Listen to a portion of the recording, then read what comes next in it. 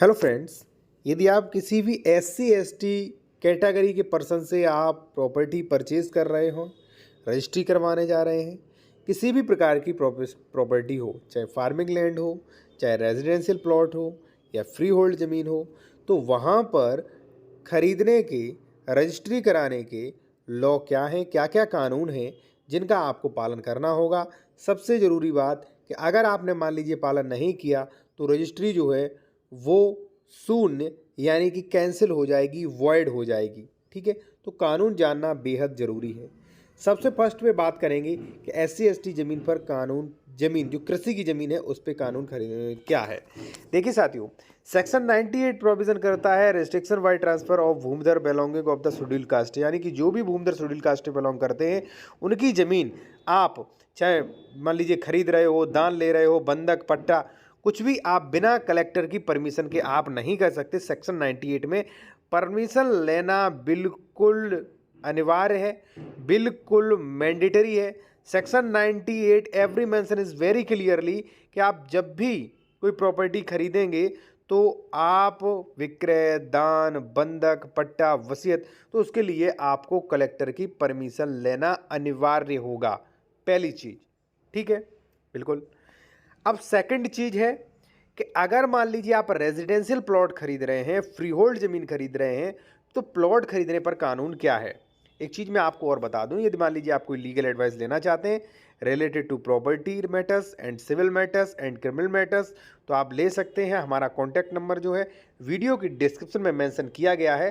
ठीक है, साथियों, यदि आप कोई प्लॉट परचेज कर रहे हैं तो वहाँ पर भी सेक्शन 98 के प्रोविज़न लागू होंगे, जो मैंने बताया, यानी कि कलेक्टर से परमिशन लेनी होगी। अब क्या हो रहा है कि जो प्रॉपर्टी डीलर्स हैं वो लोगों को बेवकूफ़ बना रहे हैं। ठीक है, कि सरकार ने ये नियम कर दिया है, आप बिना उसके खरीद सकते। बिल्कुल नहीं खरीद सकते। कहाँ लिखा है? ये सेक्शन 98 में लिखा है।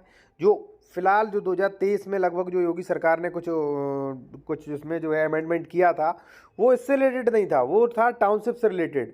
ठीक है, वो इससे रिलेटेड नहीं कि प्रॉपर्टी आप बिना लेआउट जारी किए, बिना नक्शा, बिना अर्बन प्लानिंग डेवलपमेंट की जो डेवलपमेंट करवा रहे हो, जो आप प्रॉपर्टी डीलिंग कर रहे हो विकास प्राधिकरण के नियमों का उल्लंघन करके, वहाँ पे कोई नियम नहीं है।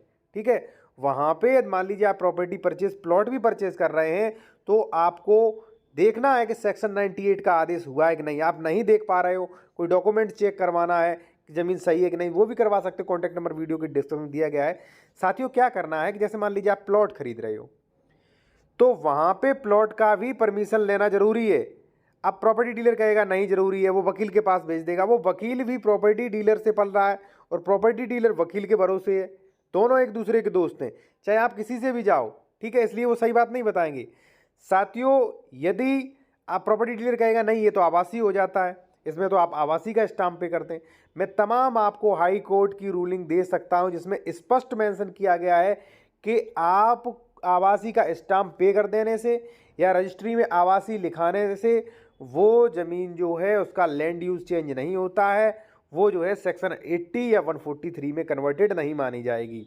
यदि आपको प्लॉट ही खरीदना है, बिना परमिशन के खरीदना है, तो आपको 143 सेक्शन 80 का आदेश देखना चाहिए कि आदेश जो है हुआ है कि नहीं हुआ है। आप नहीं देख सकते, कोई प्रॉब्लम है आपको, या मान लीजिए आप प्रॉपर्टी खरीदने जा रहे हैं, आप किसी ऐसे एडवोकेट से चेक करवाना चाह रहे हो जो कि बहुत जानकार हो, तो आप करवा सकते हैं मेरे द्वारा। कॉन्टैक्ट नंबर वीडियो की डिस्क्रिप्शन में मेंशन किया गया है।